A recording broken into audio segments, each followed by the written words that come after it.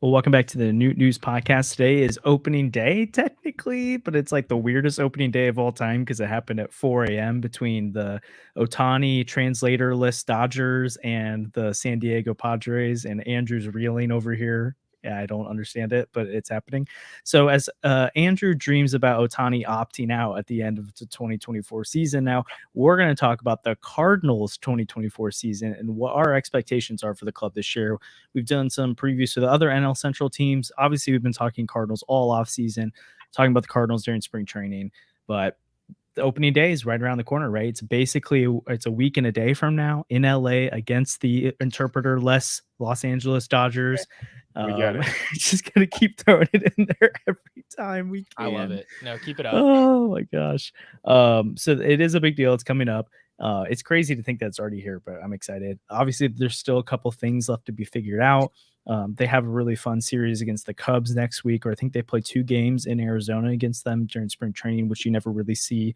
But yeah, let's talk Cardinal baseball today. So I think let's start with the off season and maybe kind of give our recaps and our kind of grades about how we felt about it. I know going into the offseason, you and I, all three of us had dreams about the Cardinals going out and getting 2 frontline starters and maybe a couple relievers and figuring things out.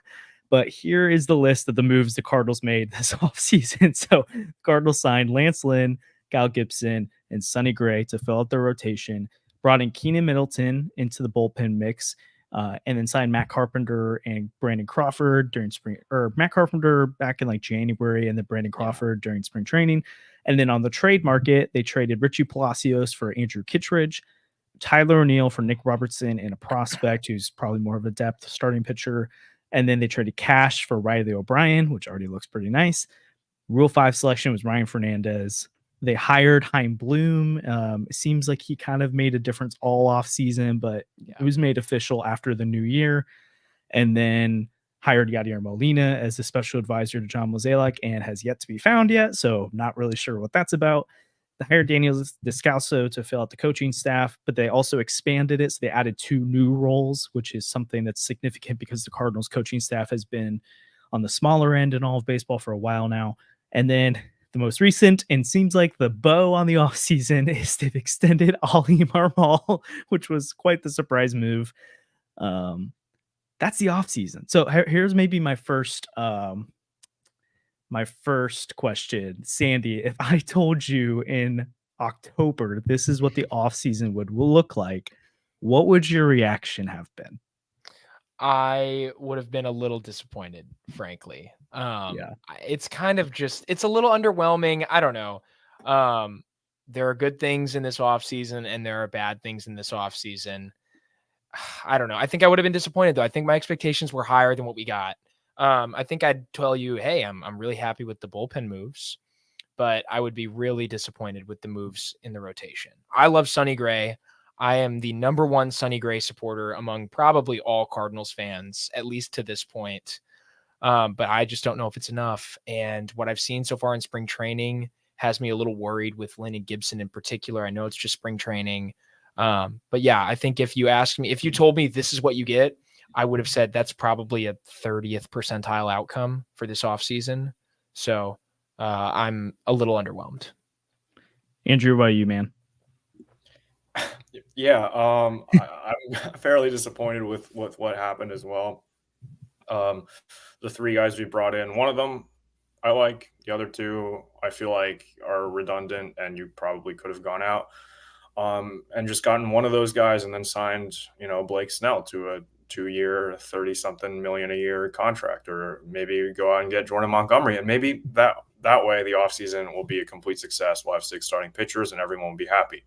But we didn't do that. Got some solid bullpen pieces. I feel like that's probably the highlight of the offseason because I feel like if the Cardinals didn't get a frontline starting pitcher, that would be just a complete failure on their part. So I feel like Sonny Gray was kind of the baseline for most people. I feel like at some point, you like Sonny Gray was probably the floor of what you were going to get for your number 1 starter. Like you could have gone Aaron Nola, you could have gone Yamamoto, you could have gotten a couple other guys to fill that spot. But you ended up getting Sonny Gray, which is fine, totally acceptable. But I just figured we would have gotten someone else a little bit better than Lance Lynn and Kyle Gibson to pair with him. Even it doesn't have to be Yamamoto or Nola or Dylan Cease or Tyler Glasnow. It could have been someone just a little bit better, like a Marcus Stroman type guy that just has more upside than Lance Lynn does. But that's probably where I'm most disappointed. The offense didn't really need that much help. Matt Carpenter, Brandon Crawford, they don't really matter, honestly. But the bullpen, I feel like they do deserve praise for going out and getting those guys for fairly cheap. Riley O'Brien, someone I feel like is probably going to be one of the bigger offseason acquisitions. All remains to be seen. Bullpens can fall apart really quickly, so I don't want to give them their flowers right now when we haven't even seen them play. But feels like it's pretty solid to me. Yeah, overall, definitely underwhelming. In repeating what you guys said, the second frontline starter type conversation where pretty much all of our offseason blueprints and talk began with Sonny Gray plus one other guy, right? It was not ever Sonny Gray plus Cal Gibson and Lance Lynn. It was Sonny Gray and Yamamoto, or Sonny Gray and Aaron Nola, or Aaron Nola and Yamamoto, and all that kind of stuff. So pretty disappointing. Or Tyler Glasnow. Obviously, I was a lot of us, I think all three of us would have loved Glasnow. We all had our favorite guys, but at the end of the day, it was two frontline guys. And the fact that they'd even settle on like an Eduardo Rodriguez as that second guy, or like you said, Andrew Marcus Stroman, or even just go up like a tier in between of like Lynn and Gibson and those guys of like a Michael Wacha. Like there's just a lot of different names that it's like, well, could you have done a little bit better there? And I know I've talked multiple times about how the Lynn Gibson pairing plus Michaelis can help eat innings, and the philosophy, the plan here is to try and kind of get those quality starts back, even though it's not like the flashiest starts of all time, but the Cardinals proved that their offense is good enough to win games when they get some innings out of the rotation. So I understand what they were trying to do. It just seems like the wrong way to go about it. It doesn't mean it can't work. And I think it will work. It's not going to put them in the World Series conversation, but I think it helps them rebound. But I think what we were hoping for is that they would look at this past season and not just try to get back to being an 87, 89, 90 win team, but try to be that 92, 94, 95 win team that can compete, be in the same tier as the Phillies, and be a team that can give the Dodgers and Braves a run for their money. That's not what they did. And so maybe they make some moves during the season to put them in that conversation. But right now we're looking at them as one of the contenders in the NL Central rather than the contender. So maybe briefly, I know we all kind of talked about our disappointment levels of it, but what would you put your grade as to the offseason? I think I'd give a C+ or a B- because I think the lineup didn't need anything.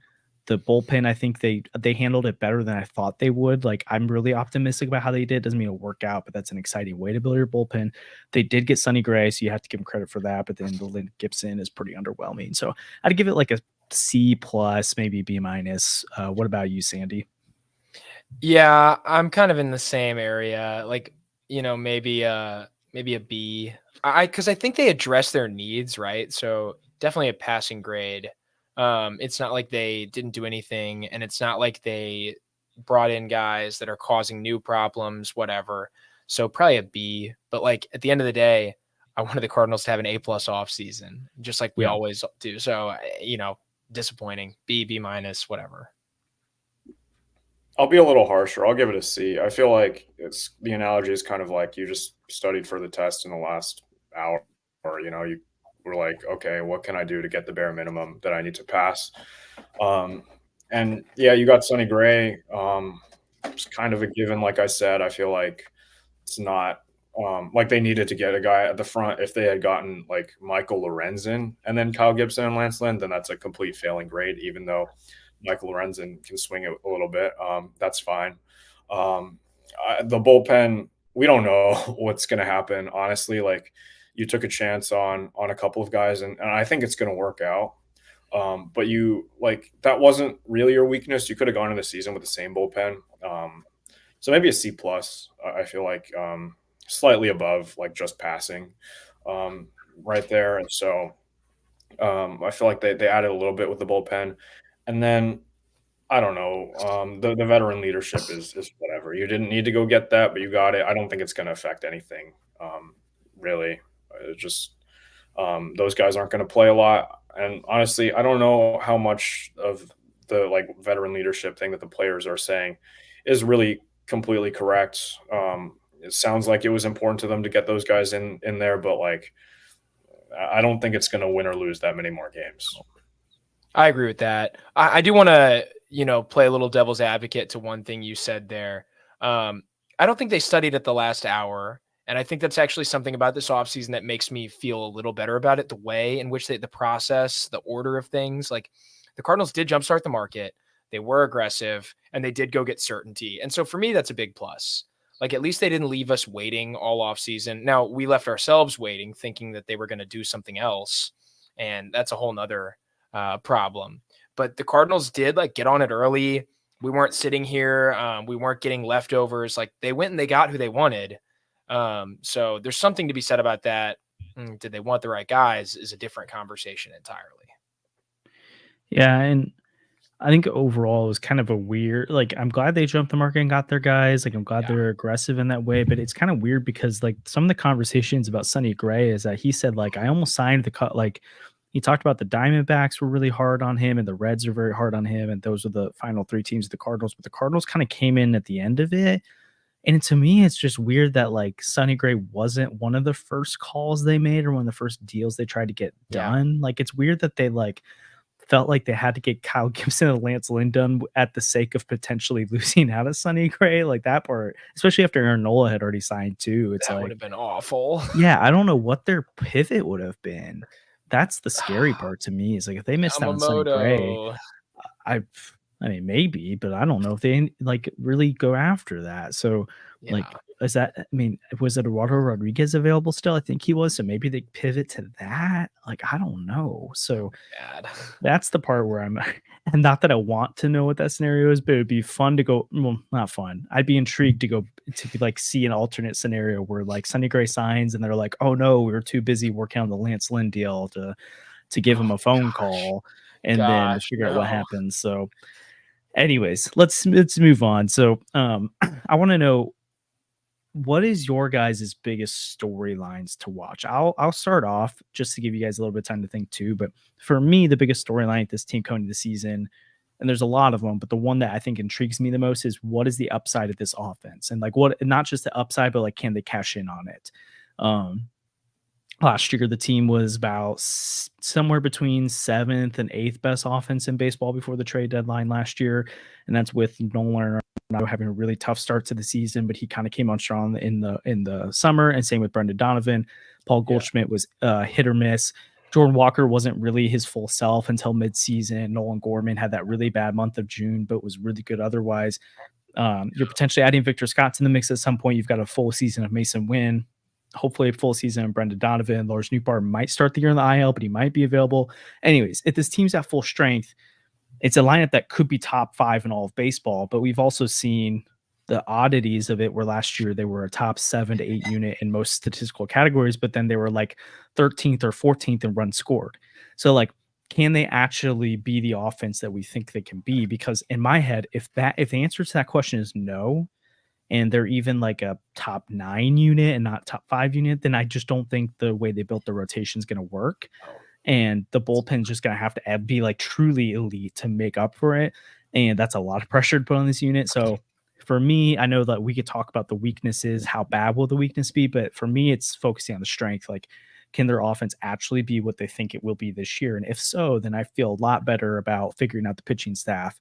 But if it's even if it's a good unit but not elite, I struggle to know how this team competes. So that's the storyline I'm looking at. Like, how do you guys feel about the offensive upside and the potential to actually hit on it this year, Sandy? I mean, I feel great about the offense. I think the offense, like you said, has a chance to be elite. It's one of the deepest groups in baseball. All good things. But you said that we can talk about the downsides, and we will, because for me, the biggest storyline for this team is what are we going to do with this rotation? I just think it's something that's so pressing because it was so pressing last year. And fans went into last year saying, this isn't going to work. This isn't going to work. This isn't going to work. And the front office said it will, we promise. And it didn't. And it just, like, I understand why fans are upset. Like, the Cardinals are coming off of their worst season in probably a century. Like, I get it. And I'd be really upset too. I am upset as a Cardinals fan. And so I think the biggest storyline for me is like, does the pitching perform this year? Is it as bad as it was last year? And if it is, what are the consequences? Yeah. Because fans are going to want heads to roll. And I've already seen all sorts of stuff on Twitter, just, friends talking to me about like, man, if this season is bad because, they know that there are problems with the team, the flaws are obvious. And they're saying if those flaws impede the team, it's going to be bad. So for me, that's the big storyline. Obviously, there's a lot of good to talk about with the offense. And Andrew, if you want to touch on that, feel free to turn the conversation back. But for me, I just can't get away from the rotation. I think about it all the time. Yeah, the rotation is tough, and we've talked about the importance of getting off to a strong start. Not having Sonny Gray, I don't know when he's coming back. I think he might even pitch in the Dodgers series. Which honestly, if you want to flip Steven Matz and Miles Michaelis and Sonny Gray and have Sonny Gray face James Paxton instead of like Steven Matz, that might be a way to get an extra win in that series, honestly, because. Like, yeah, I mean, it's going to be tough regardless, but depending on how long he's out for, it could be pretty costly in those first few series. It's going to be really tough with the first 4 series that we play.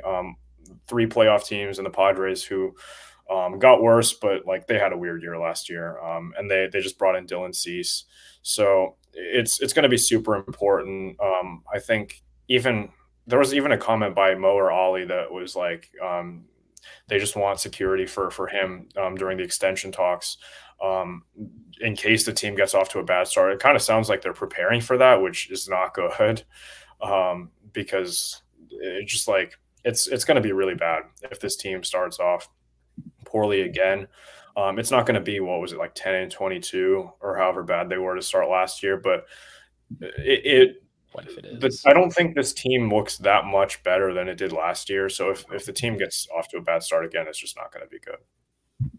Couldn't agree more. There are real concerns with this team. And so that really leads us into the next question here, which is, what do you guys think are the biggest obstacles to this club? Because like we've said, there are real obstacles, and it's something that, the Cardinals for a long time seem to just get by with these teams that shouldn't have been winners.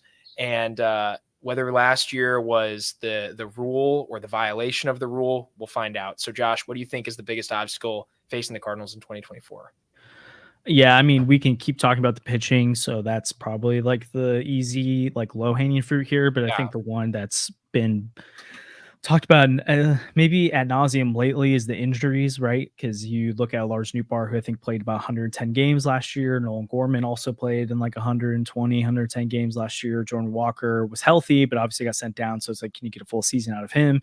Paul Goldschmidt and Nolan Arenado, knock on wood, have mostly been healthy as Cardinals. So like, can they continue to be healthy? But then Nolan's back was really bad at the end of last year. So like, he was playing games, but he was really, really bad on the field. So like, the injuries clearly affected him. The pitching staff had a few injuries, but that wasn't really the biggest issue. It was just player performance on that end. Brendan Donovan missed a lot of the year. So can the team stay healthy, and can they be in the lineup consistently? Because I think we've talked about this before. At least I've talked about it on Redbird Rants, that their best 7 hitters only played 10 games together last year.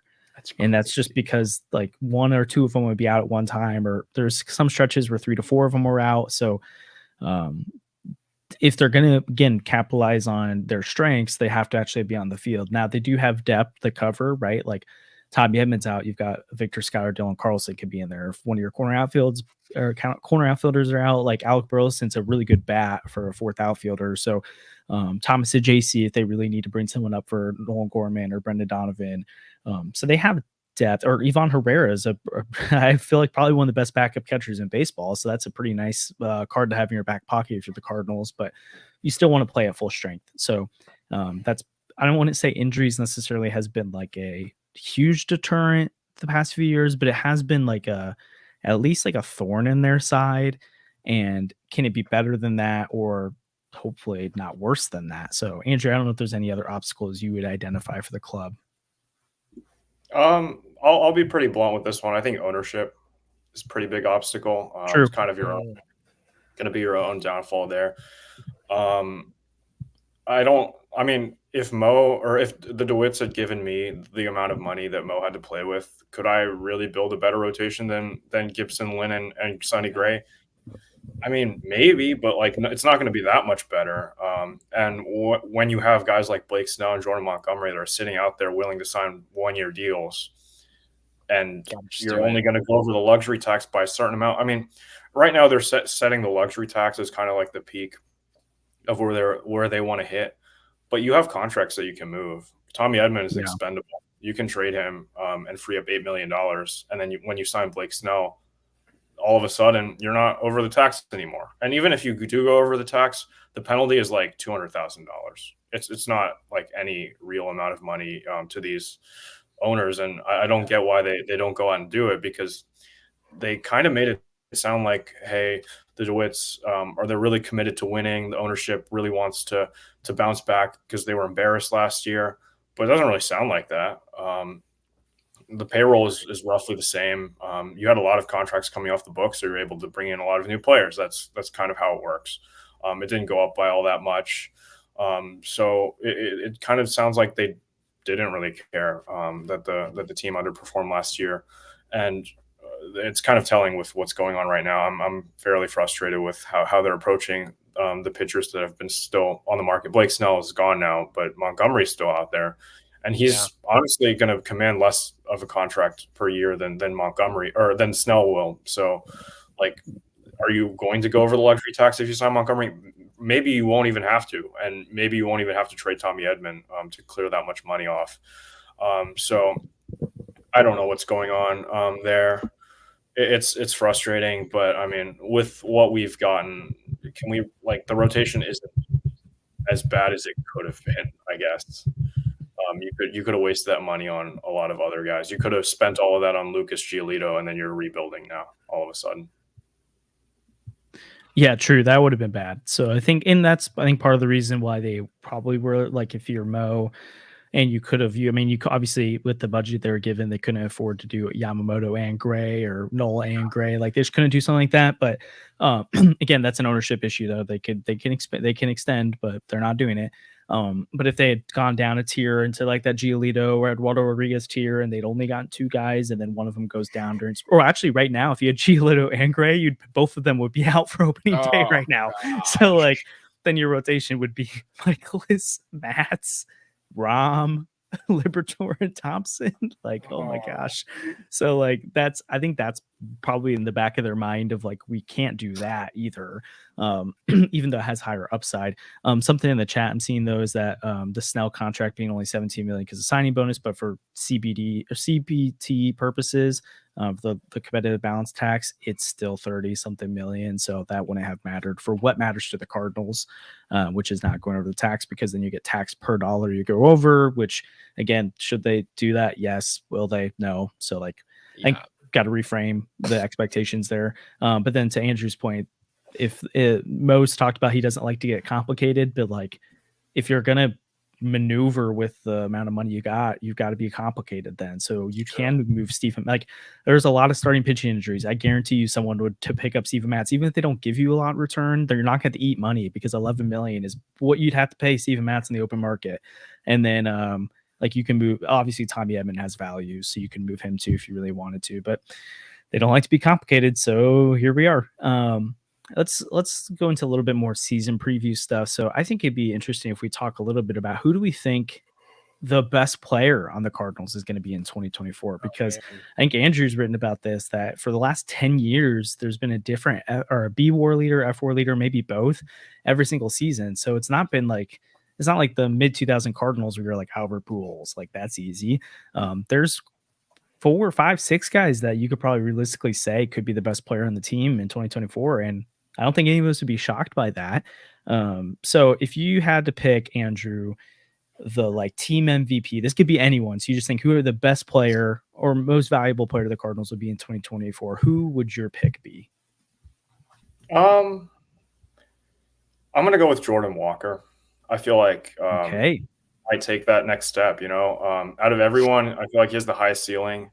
If the defense isn't there, the defense isn't there, and his bat, I think, will make up for it more than enough. He's been kind of off and on this spring, but like spring stats don't really matter. He's not trying to make the team anymore. He knows he has a spot, so he's probably just trying to work on stuff at the plate. Not really worried about that. And I'm just really excited to see what he has to offer. He went completely under the radar last year, probably because his defense was so bad and the team was so bad. Just like all of that combined, people kind of ignored him.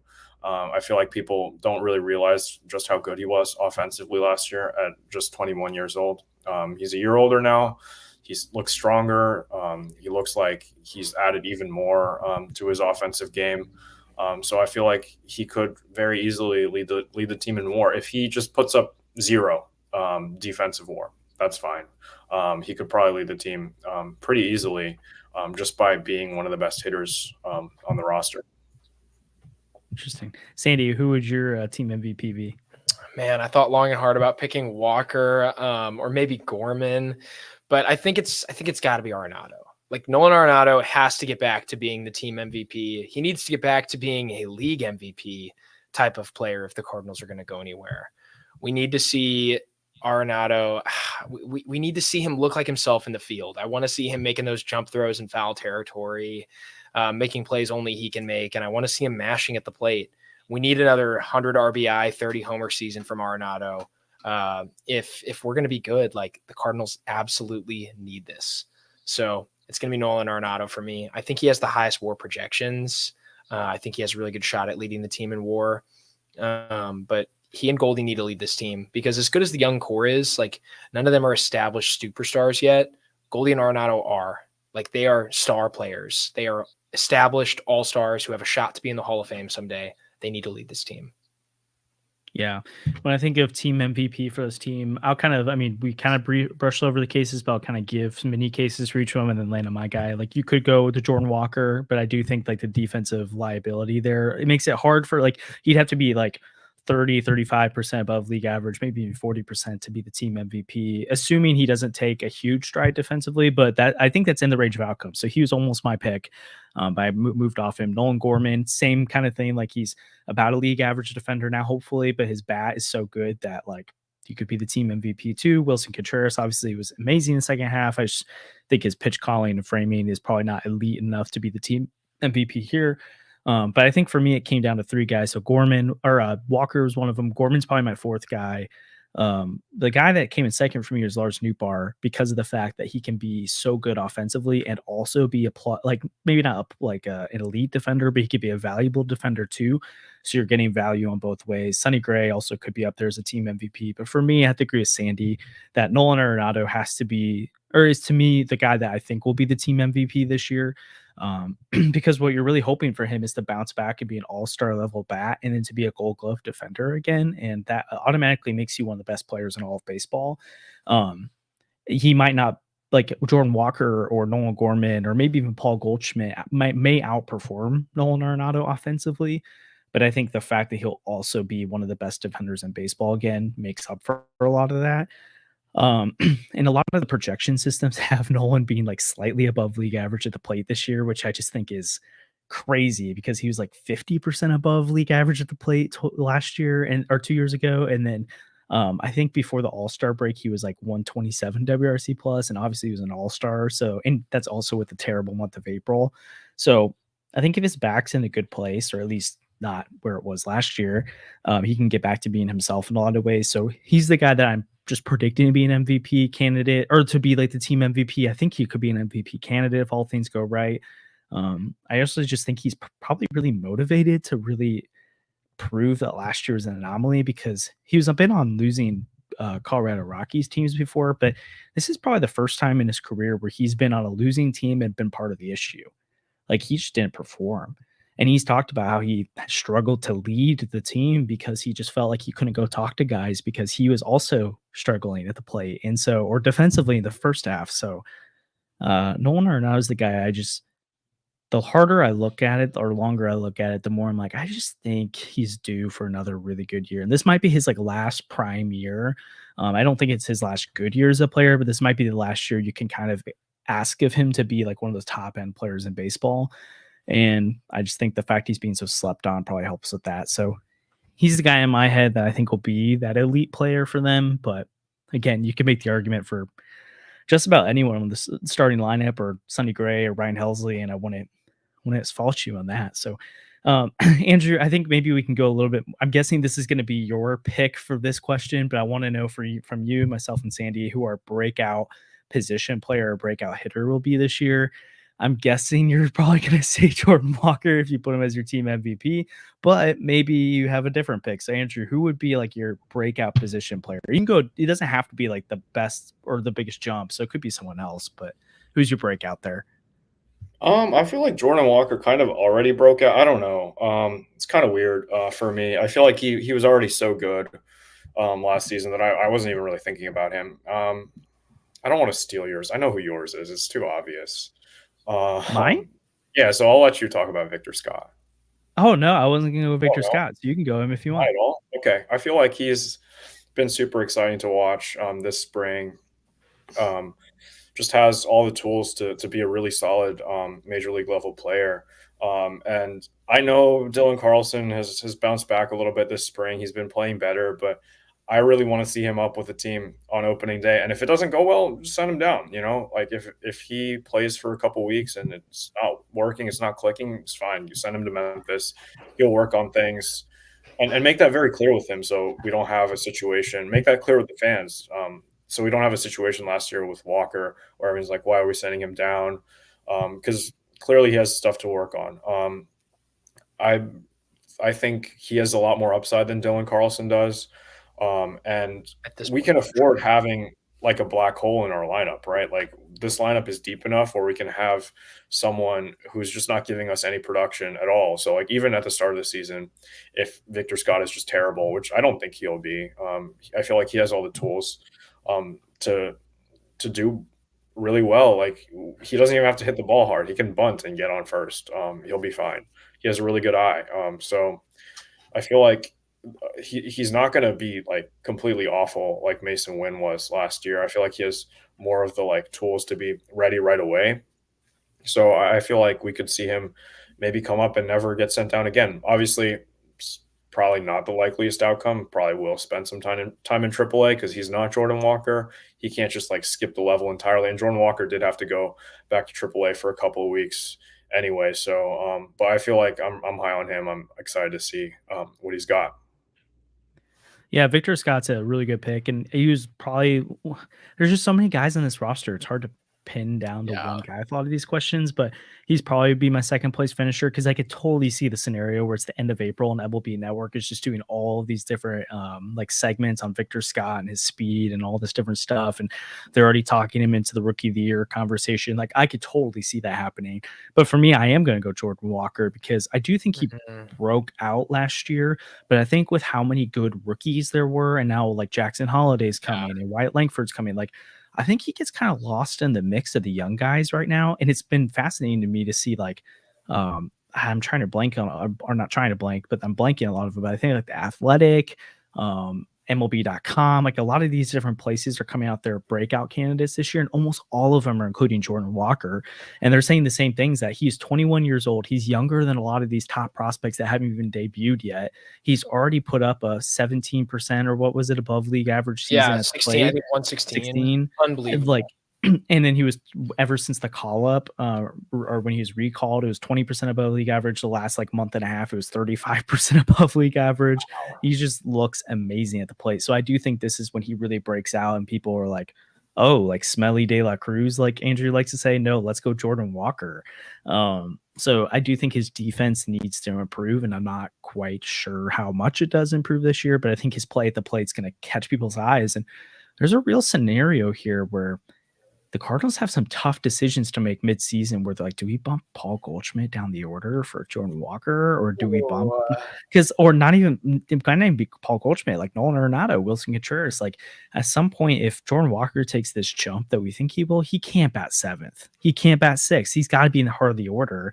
And Ollie keeps coming out saying he really wants a left-handed bat as the number 3 guy. So I think they would like to try and have Gorman or Newbar there. It doesn't mean they have to, but I do think there's a world where Jordan Walker, actually, I think at some point he bats second, third, fourth, or fifth for this team, and that moves someone out of this order. And so that he's my breakout guy this year, and I think he's going to potentially be an all-star, at least a borderline guy. By the end of the year, I think he's going to be the unquestioned best player on the Cardinals. Wow, that'd be incredible. For me, I'm going a little different direction than you guys have. I'm going to go with Brendan Donovan. Love it. I think that's because like Brendan Donovan already has broken out to Cardinals fans. We all know how good he is, but the rest of the league just doesn't seem to get it, and it drives me nuts. Brendan Donovan is an elite player. He just does it all. He's awesome in the field. He can play a bunch of different positions, but it's at the plate that it feels to me that he's least appreciated, and that's ridiculous. So far in 2 years, he's posted a 124 OPS plus, which is better than Jordan Walker's OPS plus as a rookie. And he did that in 2022 in 126 games, almost 500 plate appearances, 400 at bats. And then last year in about 100 games, a 115 OPS plus, and he had bad luck last year. So like, he's the type of guy that to me could easily come out and be a 125, 130 OPS plus guy. He's got that line to line, easy power. Now he's not going deep, but he hits a lot of line drives, hits the ball hard. I love watching Brendan Donovan. He's my breakout player. And I think that by the end of the year, people are going to get it. They're going to understand why Cardinals fans like him so much, why Cardinals fans get so upset when you include him as a throw-in piece in a Twitter trade proposal, okay? I'm not going to stand for that anymore after this year. So Brendan Donovan's my guy. It's interesting with that too. I'm trying to pull up his last 10 weeks. He was a 144 WRC plus his last 10 weeks of the year when he made some offensive adjustments too. So like the ceiling is there. And I do think in a weird way, some Cardinals fans extremely underrate Brendan Donovan, where they're like, where's like, I think it comes up in the conversation about would you rather trade Nolan Gorman or Brendan Donovan stuff, which it's like, why not trade neither of them? But like all these people will come out and be like, well, Brendan Donovan doesn't hit home runs and like gets on base, but what does that mean? And it's like, okay, whatever. Like Brendan Donovan is an elite leadoff hitter. And how many home runs did he hit last year? Like 8 or 9 or something like that. And he did 11, it in 90 games. 11 in less than 330 at bats. Like that was 20 homer pace. Yeah, that's sneaky power right there. Sneaky pop.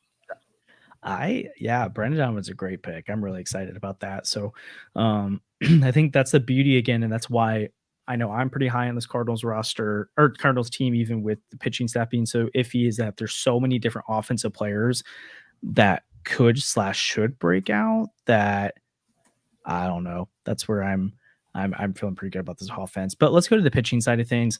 I would like to know who you guys think the like breakout pitcher is going to be this year. You can go bullpen, rotation, or even if you think a young arm from the system's going to come up, you can go that direction too.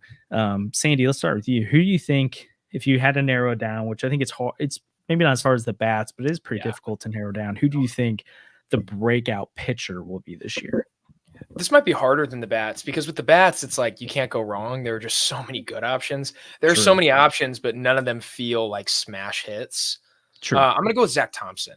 I think Zach Thompson has already broken out again. It's like Brendan Donovan, where this is a guy who came up to very little fanfare and has actually been really good at the major league level. Zach Thompson last year, he deserves a lot more credit from both Cardinals fans and fans around the league. I know he's not the most exciting pitcher.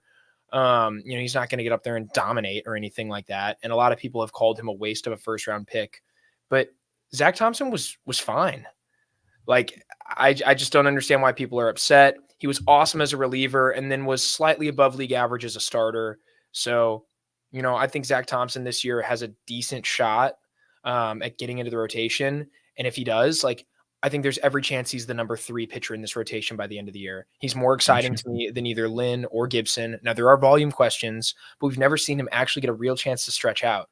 The fact that last year Zach Thompson did what he did after receiving no chance to stretch out the way starters should, not being prepared properly, he's been thrown around like a yo-yo by this front office. They say, hey, you're going to be a reliever. Okay, you're the lefty in the bullpen. Oh, psych, go to AAA. You get 3 tune-up starts. Doesn't matter how bad they are, and we're putting you into the rotation in April.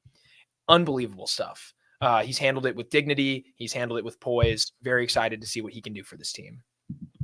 Yeah, and I mean, he's looked pretty good this spring too, and he's made some adjustments. He's got like a tighter curveball now he throws, so he has that really loopy one that's really has a lot of break on it, but he's a faster, tighter curveball he throws in. So, yeah, I love the pick there. Andrew, who do you think your breakout pitcher is this year? The guy you think is going to surprise people, whatever it is?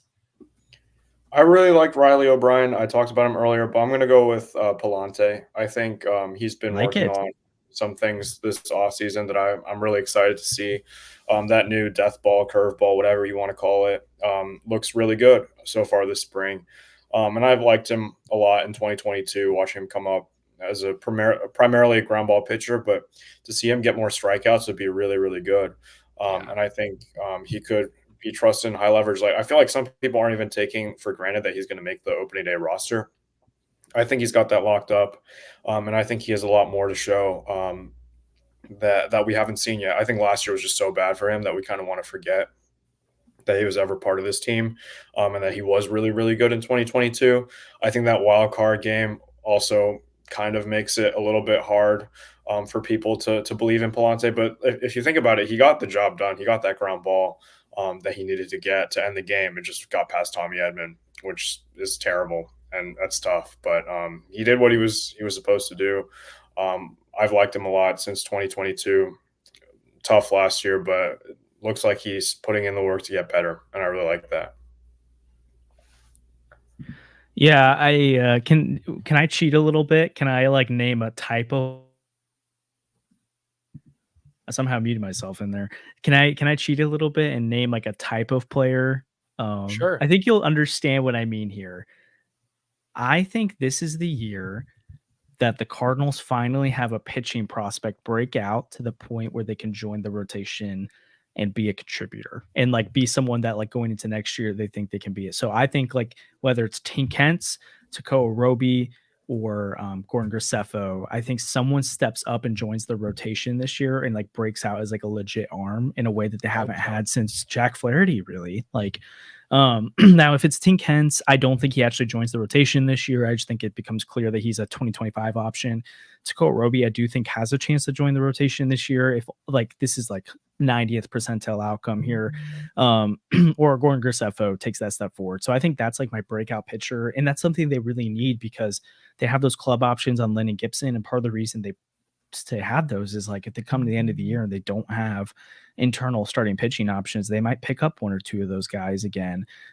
So I think it would be huge to have one of those three guys, or I don't think it's McGreevy or someone like that, but someone, or Cooper Jerpy, whoever it is, step up to be a guy that they can trust in the rotation next year. And then you have Thompson or Liberatore too as depth. And then that's some of their issues right now comes with just how much money they have to invest into like the middle or the outskirts of the roster, right? Like they're paying all this money for fourth and fifth starters when the good teams don't pay their fourth and fifth starters. They have really cheap guys do that. And so if they can have one of those guys emerge, then you can take some of like the 30 million basically that gets opened up from Lynn and Gibson coming off the books and go after a 20 something $million starter. You know, like there's just, that's a different world. So I think that's where it's been so long since we've seen a prospect come up and be exciting. And it used to happen like every year at the Cardinals, right? You'd have Shelby Miller, Lance Lynn, Michael Wacha, Alex Reyes. So like every year you had a prospect to look forward to. And we've had those prospects, but they've been really far off. And now I think this is the year where one of them is either going to be like not make it to the majors, but you know they're going to be in the rotation next year, like early on, or if it's like a Roby or Graceffo, they could make the rotation this year and then pushing for to be like a mainstay by 2025. So that's kind of my direction with things. I do think it's time though that we predict how this is going to go. I'm curious. I feel like we're all really optimistic or pretty optimistic going into spring training. And now I don't know where we all three lie on this. Yeah. So let's start with Andrew. Andrew, and you can be revisionist here. You don't have to go with your, unless you want to stick with it. You don't have to go with what you predicted when we did our standings predictions before. But what do you think, like, where do you think the Cardinals finish in the NL Central? And then what do you think is like the ultimate fate of this team this year? Oh, this is really tough for me because I think the Cardinals are a lot worse than I thought they were going to be at some point earlier this offseason. But also I look around at the Central, and I'm not inspired by what I see. I was really high on the Reds going into this season. Noel V. Marte got popped for PEDs. TJ Friedel is hurt. And now it looks like Matt McClain might miss a large part of the season with shoulder surgery. So that team is falling apart very quickly. I'm not inspired by the rest of their team. Like, they have a lot of young depth, but they don't have that much young depth, right? Like, that's not going to save them. And the rotation is fine. It's kind of unproven. A lot of guys are trying to prove it that they can pitch well for the first time. Even like Montas, one of their big acquisitions, needs to prove that he can play a full season again. And I don't know. The Reds are not inspiring me very much at all, which is good, right? Like, I don't want them to be good at all. It's tough that their guys are getting hurt, but that's just how it's going for them right now. The Brewers, they lost Corbin Burns. Brandon Woodruff is hurt, probably out for the entire year. And Devin Williams is not going to pitch for like the first 3 months of the season. They're going to rely on someone who we don't know about. Like, when they lost Hader, Devin Williams was closing, and it went terribly for them. And now they lose Devin Williams. Like, I don't like who's left on that team, right? Like, I don't know. So I don't think the Brewers really have any chance of contending for the division. Or maybe the division is just so bad that like they do have a chance, but like, I don't know. Honestly, I could see the Brewers finishing 5th. The Cubs, I don't know. Everyone seems to be high on the Cubs, but like Cody Bellinger had a really anomaly season last year, and he has shown in years past that he's one of the most inconsistent players in all of baseball. So I don't like, what are we going to get out of Cody Bellinger? I don't know. Shota Imanaga, don't even talk about him. Not worth talking about. Yeah, clip it. Whatever. Strikeout rate. Okay, look at his home run rate. What's that? He had a good start against the A's. Whatever, right? Like, it's the A's. It's spring training. No one cares. But it's like that's all they really did this offseason. And they won like 81 games. Like, did they finish over 5? Like 83 games last year? Whatever. Like, it's fine. I don't see them having gotten much better this offseason.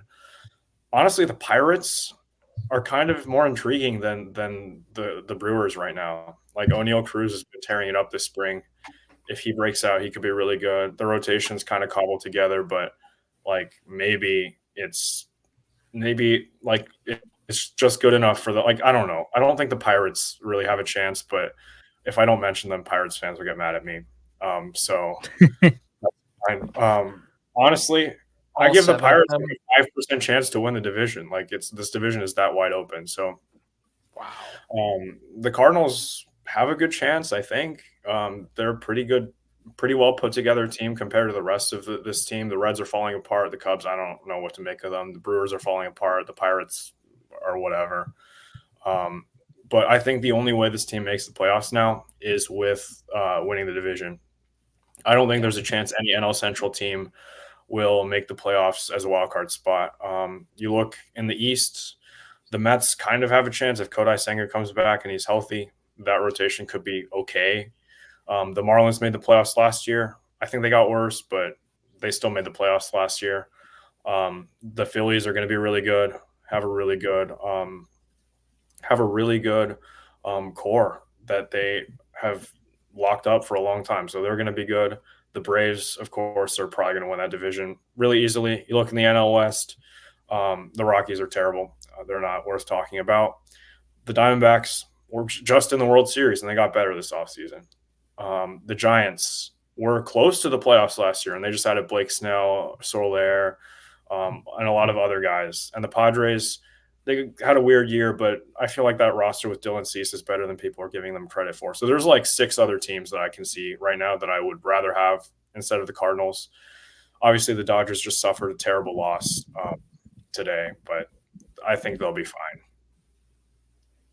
Wow. A long-winded way of saying that he likes the Dodgers. Yeah, he had to throw that in at the end. I'll say this about the team's chances this year. It kind of all depends just how you interpret last season for me. Like, was last year the rule or was it an aberration? Yeah. Like, should we say, okay, the Cardinals didn't get it done last year, so they won't get it done now? Or should we say that it was just a weird season where weird things happened? They're still the Cardinals. They still have devil magic, and they still just get it done, because that's what the Cardinals have done for 2 decades, is just get it done. I'm not all that convinced that the 2019 team, in fact, I think the 2019 team on paper was worse than last year's team. I think the 2016, 17, and 18 teams, which didn't make the playoffs but remained competitive, were much worse. The 2017 team was awful. That Cardinals team sucked, and they still stayed competitive because that's what the Cardinals do. And so I think they will be competitive this year. I think last year was weird. I'm not bought into the idea that that's who the Cardinals are now. And I think the reinforcements are encouraging and good. So I think they're going to be in the mix no matter what's going on, because that's still how I feel about the Cardinals. Now, another bad season, obviously, and I get it, but I don't know. I don't think it's going to be that big a deal. I'm in on the Cardinals this year. I think they're probably going to win like 88 games right now. I'm a little concerned about the pitching. Like I've said, the injuries are starting to scare me. If those get bad enough, you might hear me change my tune. But for now, yeah, like 87 wins, 88 wins. It'll be enough to be, if not winning the Central, like 1 or 2 games out at the end of the year. I hope the Cardinals play meaningful baseball deep into September, and I think they will. Yeah, I think I'm picking the Cardinals to win the NL Central, and I actually feel pretty confident about it at this point. Yeah. The Reds, to me, were and maybe still are the biggest threat, but honestly, this is a weird take, but I'm going to kind of speak into of what I think could happen. I think the Reds could be like last year's Cardinals, where they're already having some of these injuries to their position player core, or at least having guys. So like Matt McClain's going to be out, Novelli Marte is going to be out, TJ Friedel's going to be out. Their pitching staff is if the Cardinals try to get certainty this year, where they at least know what their floor is going to be with their staff, at least they think they do. And the Reds rotation is kind of built on they hope guys perform to their peaks like they can. Like Frankie Montas is projected to be like their 1 or 2 starter right now because Nick Lodolo's out. And then you got Hunter Green, who's a guy who's got all the talent in the world but hasn't really shown it. So he like their Jack Flaherty in some ways. Then you have Graham Ashcraft, Nick Martinez, and Andrew Abbott. So it's like not the most inspiring group of all time, and their bullpen's decent, but it's not super strong. So I could see them being a team that their pitching kind of folds in, especially with the ballpark they're in. So that's just something to watch. I'm super uninspired by the Cubs. I think they're they could finish second. I think they've got the highest floor along with the Cardinals of any of these teams, but I don't think they have a ceiling. I was talking to some Cubs fans the other day. I feel like they're more of a 2025 team to me. I just think they're very league average offensively. Their rotation's pretty good, but not stellar enough to carry league average offense. And then their bullpen, again, is nothing inspiring to me. Brewers, I'm super low on. Gosh, you look at their opening day rotation right now. It's brutal after Freddie Peralta, Colin Ray, Jacob Junis, Joe Ross, DL Hall. Sorry. And they also have Den Williams out now, and their lineup's better, but it's not anything special still. And then the Pirates, which I think they're probably a 2025 2026 team too. I think they're improved, and I don't think they'll be as bad as they've been in past years, but I still think it's too early to say they'll be a significant threat. So all that adds up to me to being the Cardinals are in a pretty bad division, so I think they'll win. Sandy, that's really good points of 2019, 2018, 2017. Those are worse teams, and they performed a lot better than the Cardinals did last year. So I think they're back. They'll be fine. They have wiggle room and flexibility to add at the deadline if they need to. So whether it's they want to, they go out and get the starter. Yeah. So, I mean, they're pretty good at going out and getting those 4 or 5 starters that overproduce a little bit. So they could do that.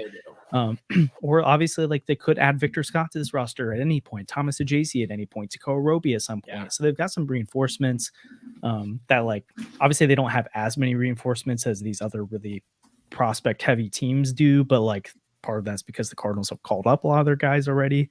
So yeah, I'm feeling pretty good. I think the Cardinals are a high 80s, low 90s win team.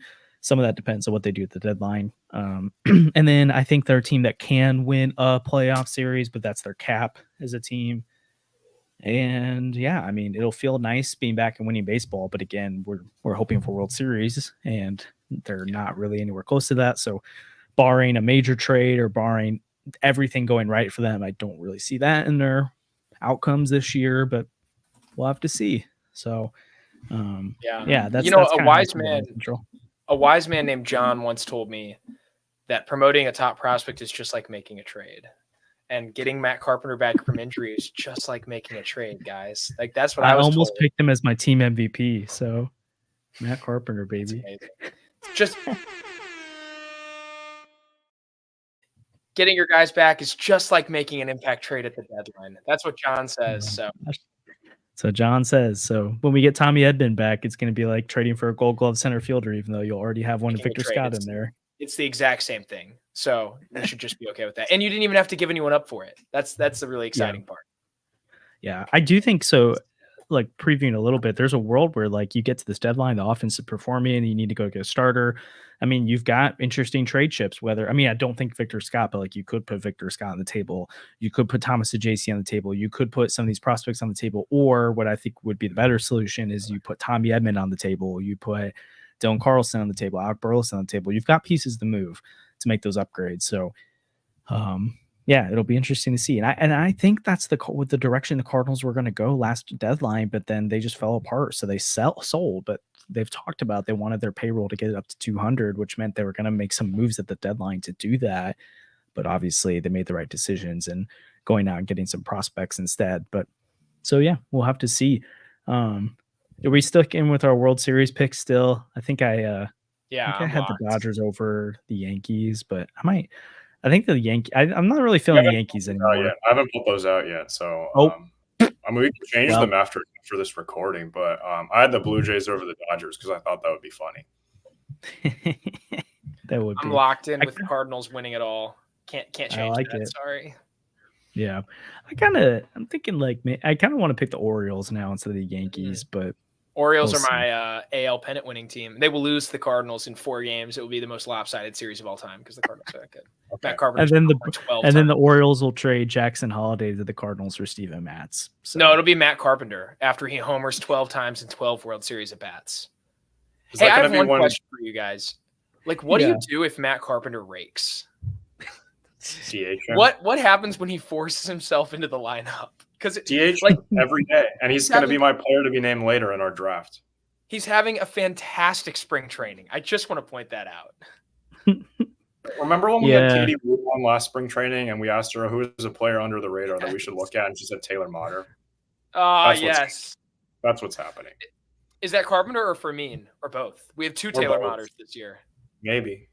Oh no. Yeah, I mean, if they're at full strength, you could make the argument you move Newbar to center, Donovan to left, Carpenter DH, Corbin second, and that's like the elite lineups of all elite lineups if Carpenter's smashing. But gosh, I don't think that's happening. Oh, don't even point out the Flaherty stuff, Cody. I can't handle that right now. Oh my gosh, have you guys seen this stuff? Yeah, the art of pitching, am I right? 97 today. That's fine. He was going to walk either way. I know, but like he didn't want to be here. He didn't like it here. That's what everyone was saying. That's not what I've heard. I've heard that he actually kind of did. Are we going to be shocked if he's throwing 92 on opening day though? Like, give it to me in the regular season, Jack. Yeah, I know. I refuse to believe in you anymore until I actually see it happen. So he looks really good though. Like, but here we go. He's going to go on a Cy Young run. So you're welcome, Jack, for just jinxing you into it. ALCS MVP incoming. I need a Carpenter Pujols level final season. It's gonna happen. I'm manifesting it already. Carpenter is about to rake this season. Oh my God. If he has a Pujols like season in the first half, then he's gone. Would you? Yeah. What if they trade Carpenter at the deadline because they have to sell and he's their only good hitter? These are fun scenarios. Well, let's hope not. Thanks for joining us for the Cardinals season review. That's not happening. No, it's not happening. No, you're not allowed to go back to this Ohtani to STL thing. It's not allowed. We're not doing it. It's not healthy. It's not happening. Until he actually opts out, you cannot bring it up. I agree with that. Arenado was going to opt out, and he never opted out. No, that's not true. He was never going to opt out. That's what everyone was saying on Twitter. Well, okay, we're done. Ohtani is not opting out. We're done. I don't know. Well, this Ohtani story, there might be some. It's kind of sketchy that they think it was just his interpreter. But anyways, we'll see. Anyways, thanks for joining us for the season preview. Obviously, we've got more Cardinals content coming. Opening day is just a little over a week away, so really excited to see what happens at the season coming up here soon. Again, thanks for joining us. If you liked this episode and you enjoy our content, please subscribe. It helps the channel out a ton. And we will see you guys next time.